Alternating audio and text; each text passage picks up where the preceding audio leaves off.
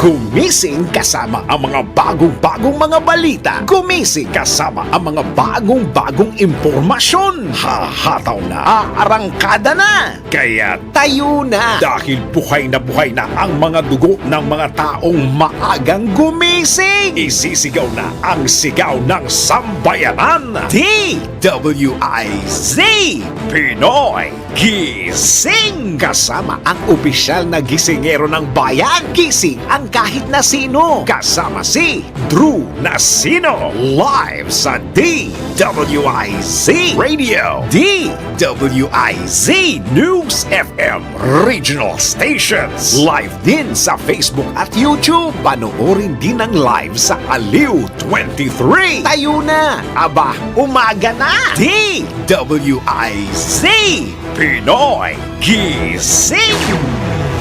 Pinoy Gising! Magandang umaga po ng Huwebes sa inyong lahat mga kaibigan. Ngayon po ay March 7, 2024. Naku, kabilis naman din ang araw, ano? Aba, yung iba dyan ay mag-i-stretch na. Oo, yung iba ay, ano ba? May pasok. Isang araw na lang para sa mga nagdi-day off po ng weekends. Ayan. So tayo po'y mag-inat-inat, tayo po'y mag-ready na para sa mga papasok, sa mga paaralan, sa mga trabaho especially, no? At syempre, gising na gising ang mga ina o karamihan ng ina ng tahanan, ano, para humaghanda ng babaunin ni bunso ng mga anak at syempre ng kanilang mga asawa. Ayan ha, nako. Opo, samahan niyo po ang inyong lingkod, Judith Estrada Larino, sa pangalan ni Drew Nasino para sa isang oras na balitaan dito sa Pinoy Gising. Pinoy Gising! Ako po muna ang inyong magiging tagapaggising ngayong umaga ng Huwebes, ang gisingera ng bayan. Narito na ang ulo ng ating mga balita. Pinoy Gising! Presyo ng bigas tumaas ng 36%. Singil sa kuryente, inaasahang bababa ngayong buwan. 46% ng mga Pilipino naniniwalang lumala ang kahirapan sa bansa ayon yan sa isang survey. At mga walang trabaho, uy, bakit ganun? Dumami. Economic Chacha, aprobado na ng komite sa Kamara. Isa pang daga, pasintabi po sa mga nag-aalmusal at this early na ispatang pagala-gala sa NAIA. Kasama ang opisyal na gisingero ng bayan. Gising ang kahit na sino. Kasama si Drew Nasino. DWIZ Pinoy Gising! Pinoy Gising! Muli, magandang umaga sa inyo lahat mga kaibigan. Luzon, Visayas, Mindanao at hello world na rin. Para po naman sa detalye ng ating mga balita. Pinoy Gising! Tumaas ng 36% ang retail price ng bigas. Batay naman ito sa datos ng Department of Agriculture nitong uno na itala sa kaparehong panahon noong 2023. Ayon sa DA, umabot sa 30 pesos ang presyo ng lokal na regular milled rice kaysa sa 32 pesos at 40 pesos kada kilo noong nakalipas na taon. Kaugnay nito, tumaas na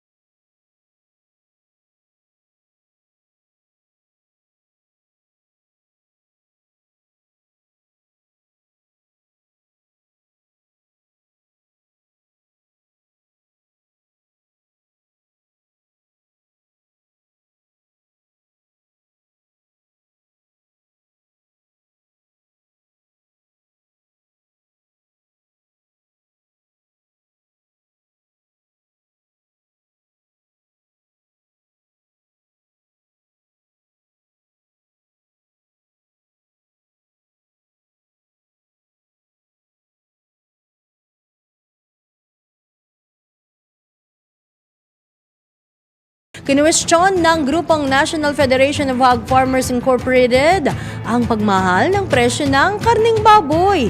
Ayon kay NFHFI President Chester Warrenton, ito'y dahil walang paggalaw sa farm gate price ng nabanggit na produkto. Dagdag pa ni Tan, sinisiyasat na nila o iniimbestigahan na nila ang dahilan ng pagmahal ng presyo ng baboy. Sa pinakauling tala ng Department of Agriculture, nasa 290 hanggang 370 pesos ang presyo ng kada kilo ng kasim, habang umaabot sa 340 hanggang 420 pesos ang isang kilo ng liempo. Pinoy Gising!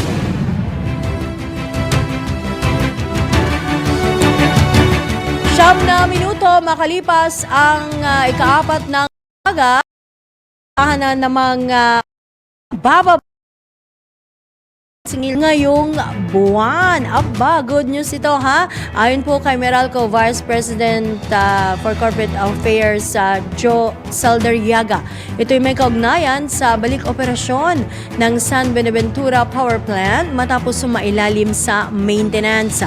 Bumaba rin ang presyo ng wholesale electricity spot market matapos gumanda ang sitwasyon ng supply ng kuryente sa Luzon Grid.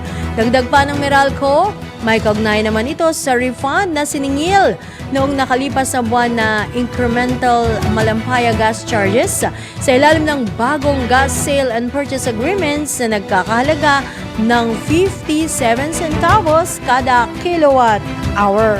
Pinoy Gising! Sa iba pang sa kaugnay pa ring balita, nako, may kinalaman pa rin sa presyo ng mga pangunahing bilihin. 59% o halos 60% na ng mga Pilipino ang naniniwala na ang tumaas ang presyo ng mga pangunahing pangangailangan sa ilalim ng kasalukuyang administrasyon. Pati naman ito sa pag-aaral ng WR numero Philippine Public Opinion Monitor.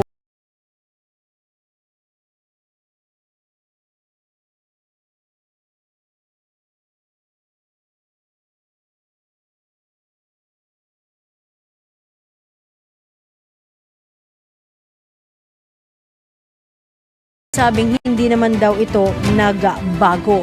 Samantala, 46.5% na mga Pilipino ang naniniwalang lumala ang kahirapan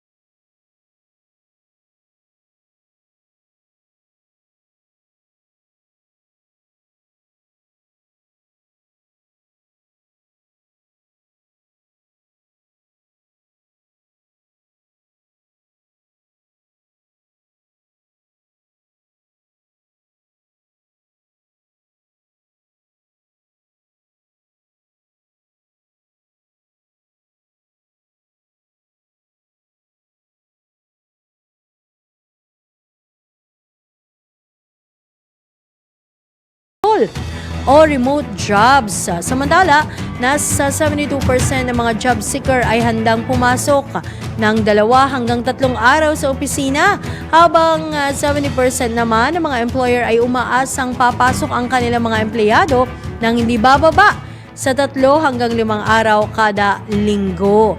Napagalaman din sa nasabing survey na halos kalahati ng mga empleyado ay aktibong maghahanap ng bagong trabaho sa susunod na taon. Pinoy Gising!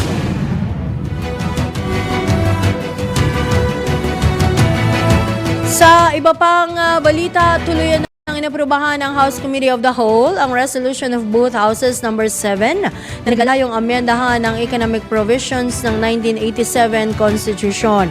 Si House Deputy Majority Leader at Mandaluyong City Representative Neptali Gonzalez II ang nagsilbing floor leader ng komite na tumalakay sa nasabing panukala. Bagamat lusot na niya sa Committee of the Whole, hindi pa ito natatapos dahil kailangan pang pagtibayin ang committee report bago idiretso sa plenaryo para sa ikalawang pagbasa. Posibleng niyang sa Miyerkules ng susunod na linggo ay maaprobahan na ang RBH 7 sa ikalawang pagbasa. Tiwala naman ng mambabatas na magiging mabilis lang ang talakayan sa plenaryo dahil ang deliberasyon ay sa pagitan lamang ng mga kongresista. Pinoy Gising!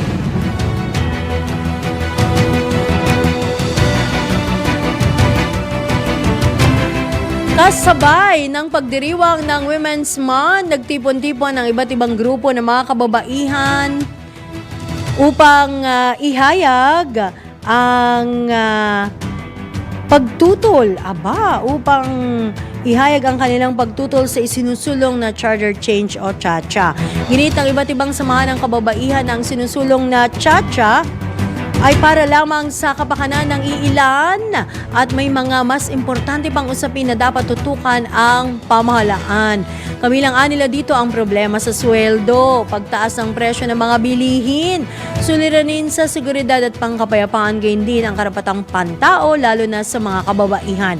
Kasunod nito, hinimok ng grupo ang publiko na makiisa sa protestang ikakasas sa Marso 8, bukas po yan, kasabay ng mismong pagdiriwang ng International Women's Day upang mariing tutulan nga ang isinusulong na charter change. Pinoy Gising!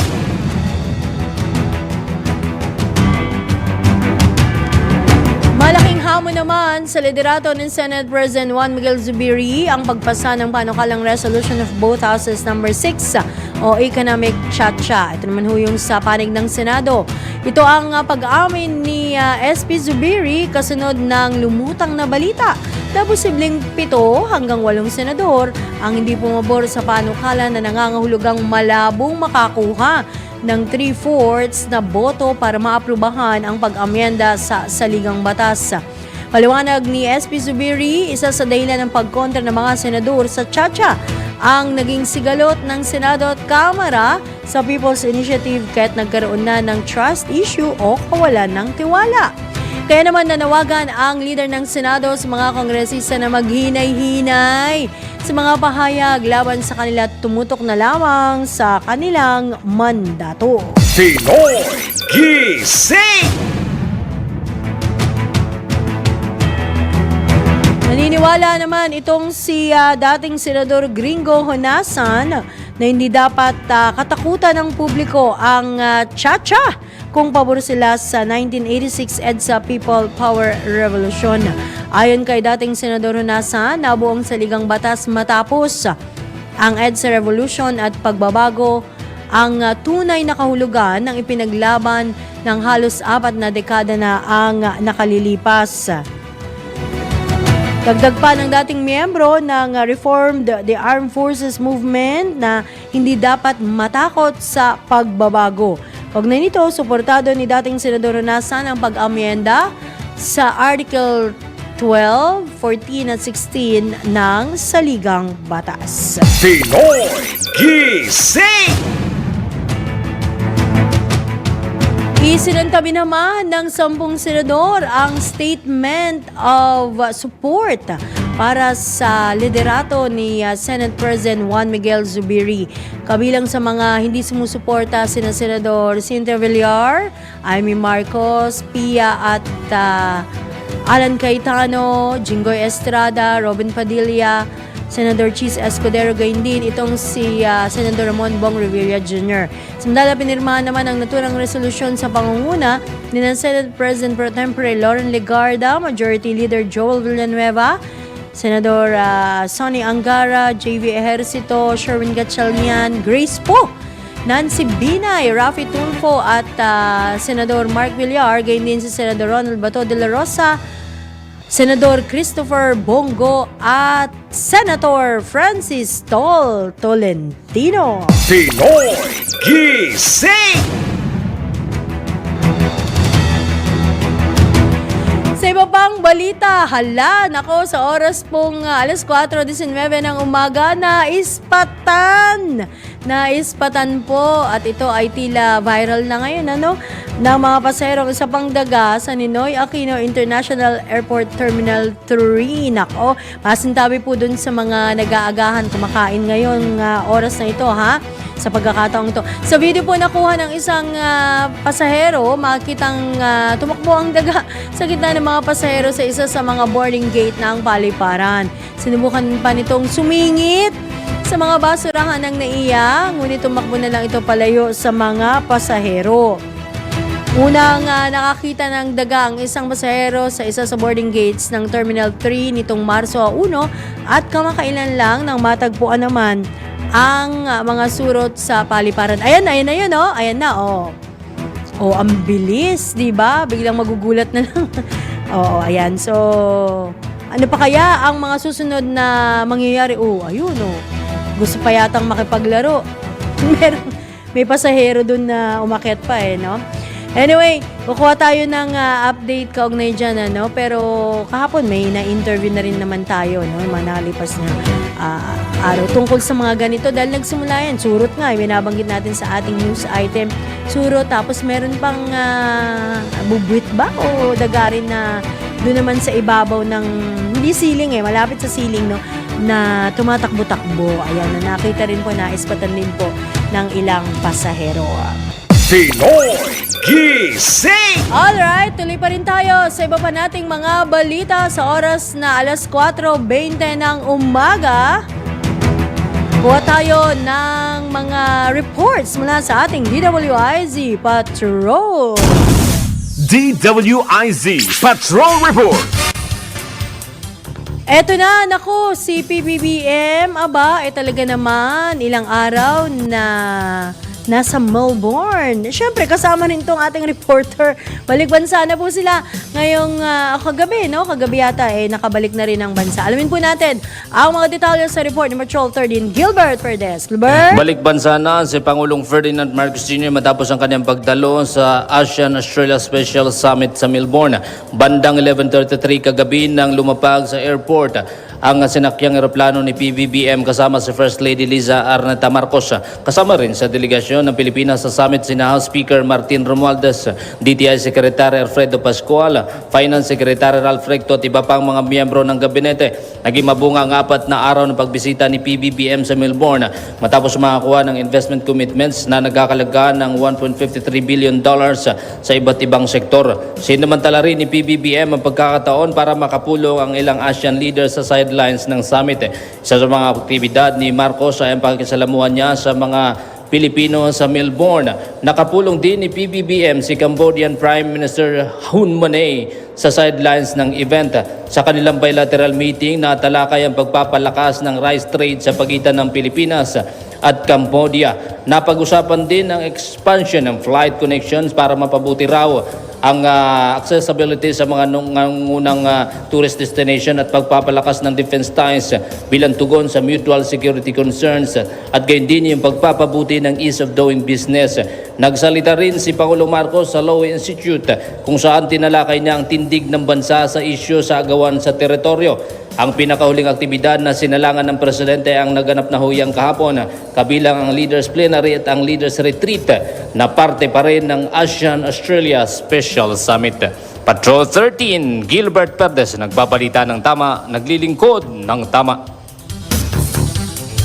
Samantala, kuha naman tayo ng isa pang report mula kay Patrol 17, Jopel Pelenio.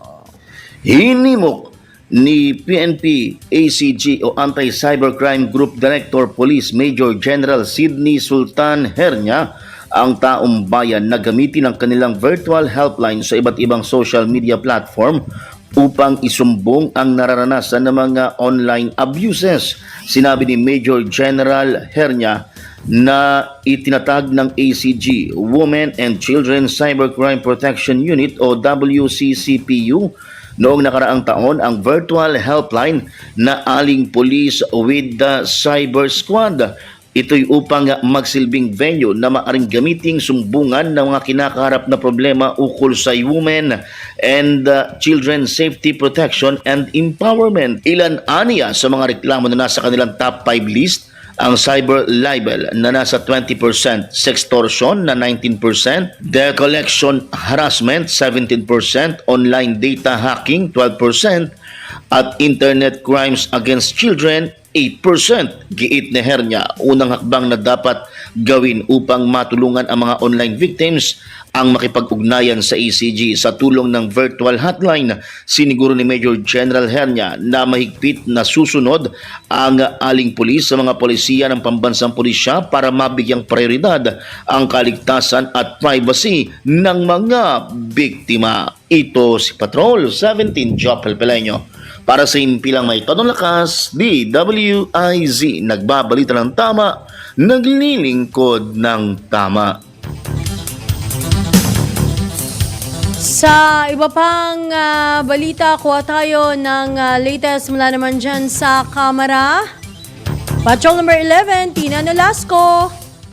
Kinatigan ni House Committee on Agriculture and Food Chairman at Quezon 1st District Representative Mark Enverga ang kasunduang nilagdaan ng Pilipinas, Australia at New Zealand o ang Free Trade Agreement.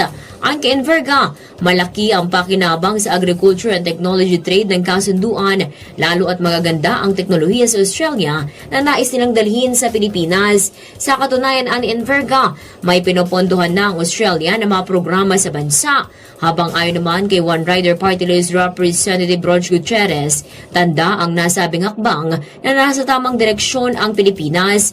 Patunay din anya ito na mayroon pa ring trend sa globalization na malaking bagay para sa ikaunlad ng ekonomiya.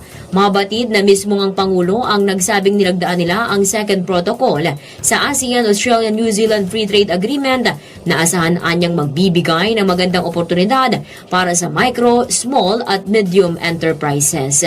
Ito si Patrol 11, Tina Nolasco para sa impilang may todong lakas DWIZ, nagbabalita ng tama, naglilingkod ng tama. Salamat sa ating mga DWIZ Patrols.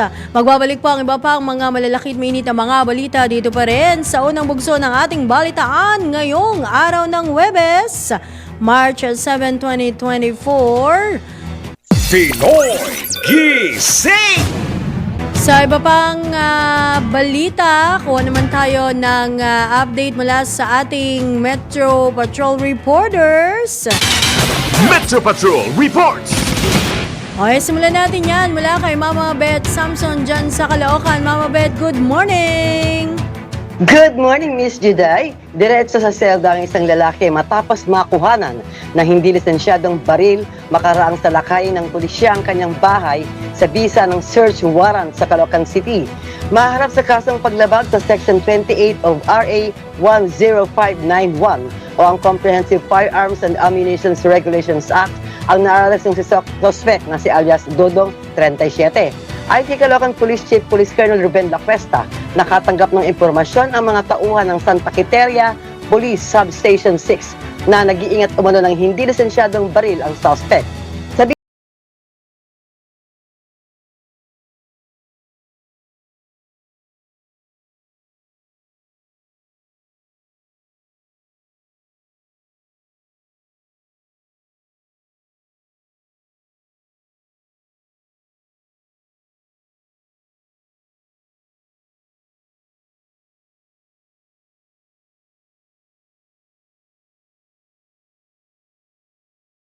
Wala siyang maipakita ng mga dokumento hinggil sa legalidad ng nasabing armas, ay dinala ito sa istasyon ng pulis at agad ikinulong. Ito si Metro Patrol Beth Samson para sa Himpilang May Todong Lakas, DWIZ, nagbabalita ng tama, naglilingkod ng tama. Pinoy Gising! Samantala, sa iba pang mga balita sa oras na alas 4:38 ng umaga, bubuksan na mamayang alas 8 ng umaga ang ika-25th anniversary ng International Cable Congress and Exhibit dyan po sa Fiesta Pavilion ng Manila Hotel.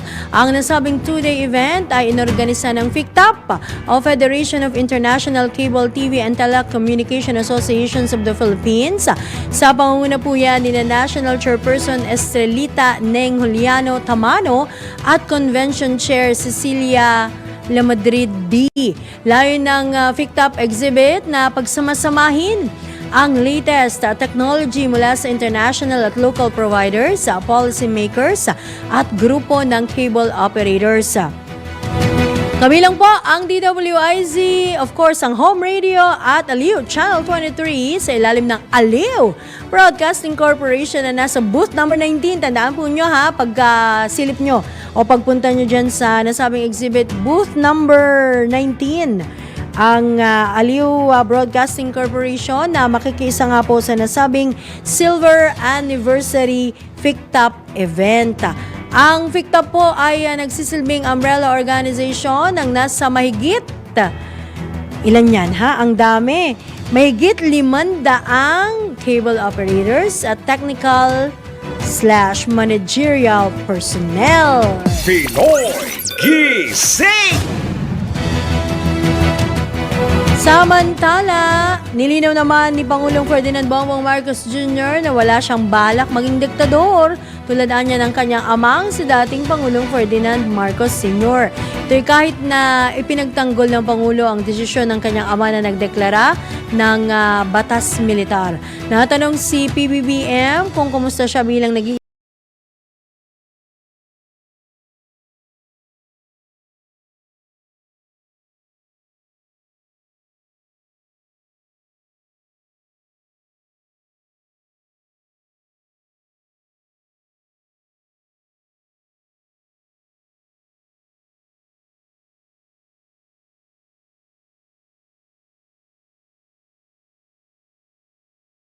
ng Pangulo, pinayagan ng kanyang ama na makibahagi ang mga stakeholders, subalit ang peace and order situation ang dahilan kaya't nagpatupad naman ito ng martial law.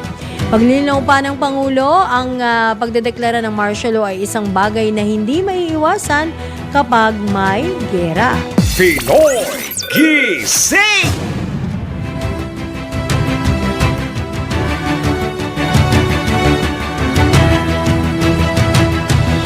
Tuloy pa tayo sa ilan pa sa mga balita sa oras alas 4:41 ng umaga.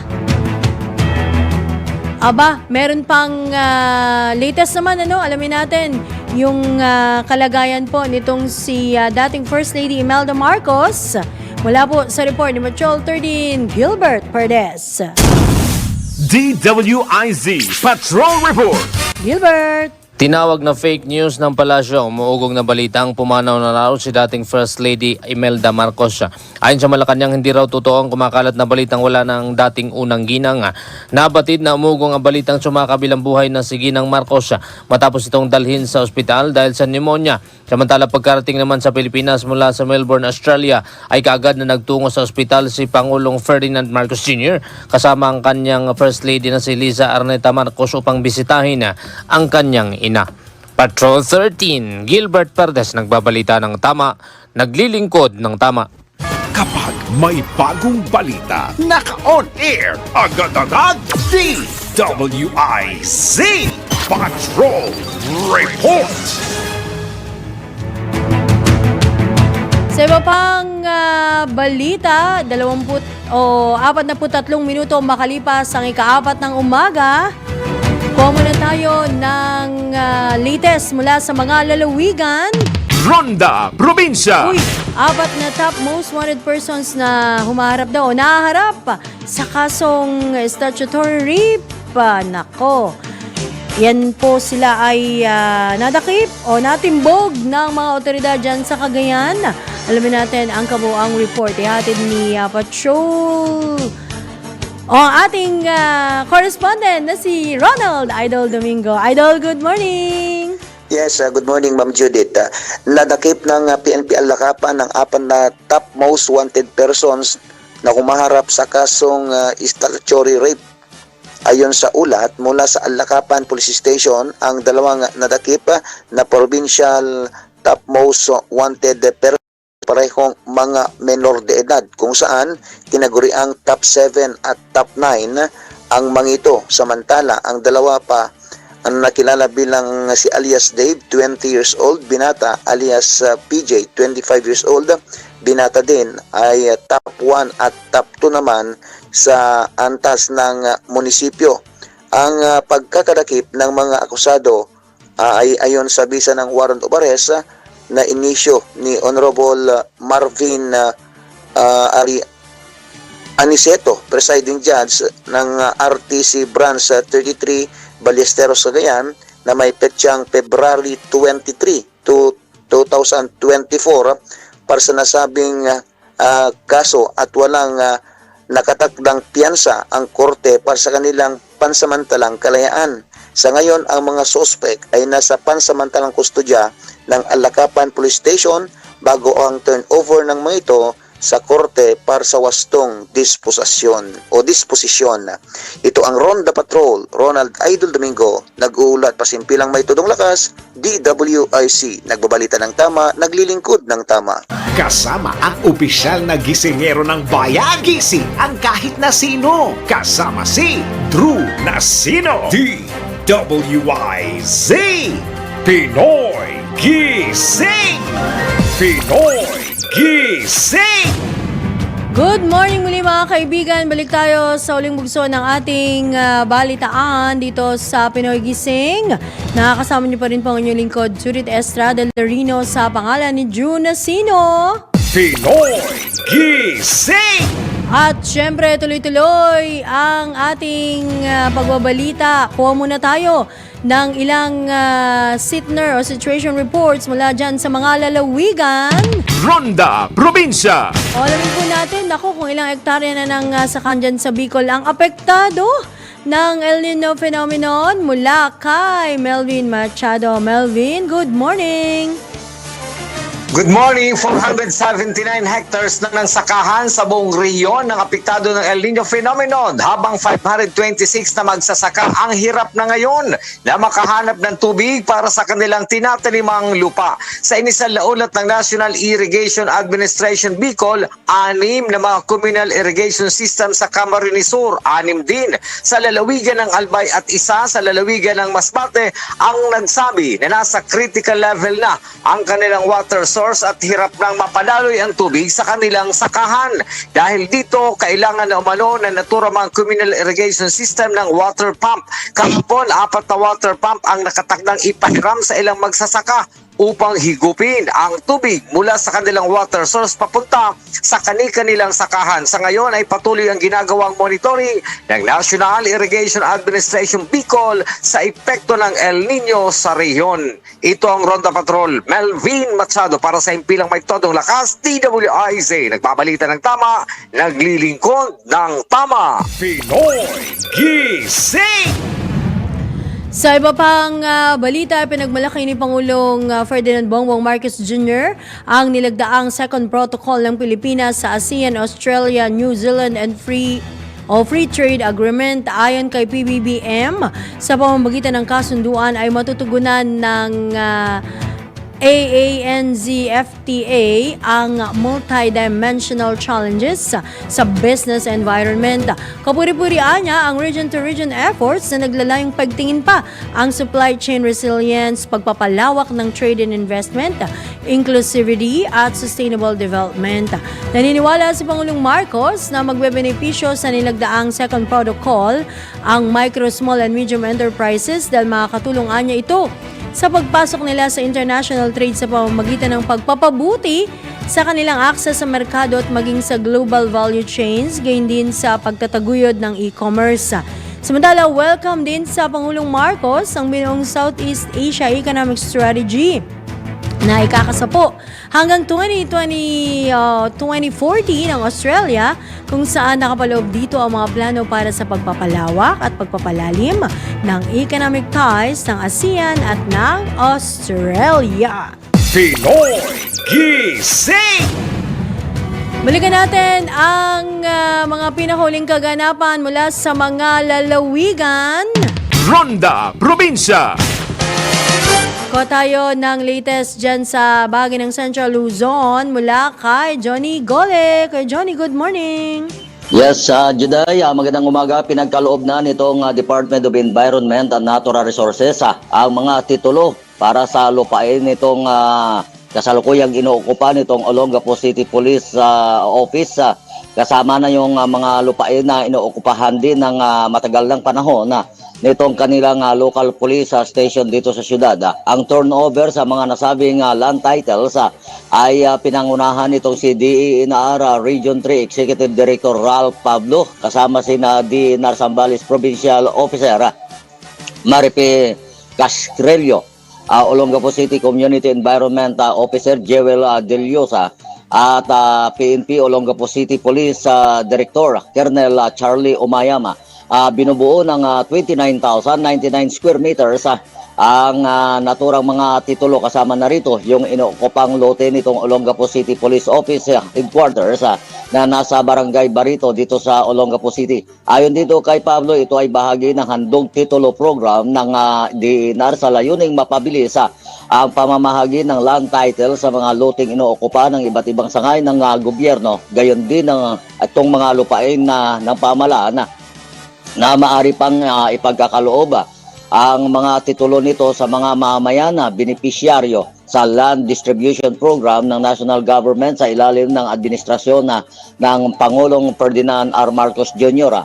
Isang paraan umano ito ng ahensya upang maayos at matiwasay na magamit at okupahan nitong mga lehitimong benepisyaryo ang mga nakatiwangwang na lupain o inokupa ng mga sangay ng pamahalaan. Sa ganito rin paraanan niya matukoy ng ahensya itong mga lupain na pag-aari pa ng gobyerno na kinamkam o inookupa nitong mga illegal land grabbers. Mula dito sa gitnang Luzon, ito si Central Luzon Patrol, Johnny Gole para sa Impilame Todo Lakas DWIC, nagbabalita ng tama, naglilingkod ng tama.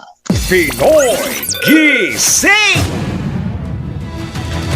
Sa iba pang balita, umabot na sa mahigit 1 milyong piso ang pinsala sa agrikultura ng epekto ng El Nino phenomenon. Bate naman ito sa datos ng National Disaster Risk Reduction and Management Council, kung saan pinakamalaki rito ay mula sa Western Visayas na halos na sa 700 milyong piso ang halaga ng nasira sa agriculture sector. Sinundan naman ito ng Mimaropa na nasa mahigit 300 milyong piso ang pinsala, habang aabot naman sa mahigit 54 na milyong piso ang halaga ng nasira dyan sa Ilocos Region. Sa Calabar Zone, umakit na sa mahigit 2 milyong piso ang pinsala ng El Nino at mahigit 700,000 piso ang nasira naman sa Zamboanga. Pinoy Gising! Uy, eto pa, naku, the heat is really on. Umawot po sa danger level ang heat index. Nako, sa ilang lugar sa bansa kahapon, paypay ha. Ayon sa Pag-asa, umabot sa 42 degrees Celsius. Lalong parang umikot yung sentido ko. Ang heat index po dyan sa Rojas City sa Capiz at dumagas dyan sa Iloilo.